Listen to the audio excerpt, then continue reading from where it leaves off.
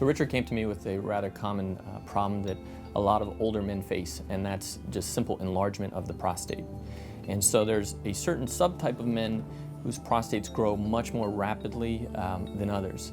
And that can lead to things such as bladder infections, stones in the bladder, blood in the urine, and then the worst case scenario, which is inability to urinate and possibly damage to the kidneys. Richard came in, he couldn't urinate. Being 63 years old, I had not had anything to do with a prostate exam since the age of 43, so it was a 20-year span. And so definitely I was avoiding the exams that I should have been having. And in his case, it was a difficult situation because his prostate was about 8 times the size of normal. And he frankly told me that yours is the largest I have ever seen.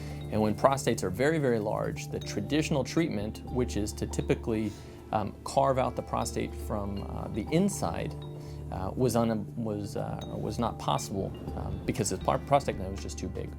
So Richard's specific treatment options would have been a catheter for life that he would change every month, to self-catheterize himself 3 times a day for the rest of his life, to have an open simple prostatectomy, which involves a rather large incision from his belly button all the way down to his pubic bone, or to have 5 small incisions and then use a robot to perform the same procedure as the open procedure, but with a lot less morbidity, shorter hospital stay, and less blood loss.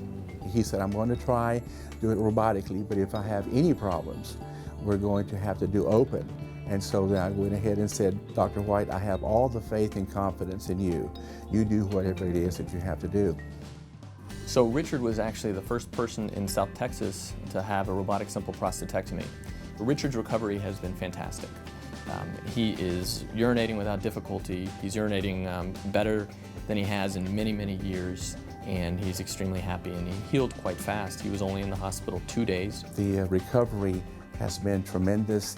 I couldn't imagine going another week, another day in the situation that I was in. The quality of life is 100% better.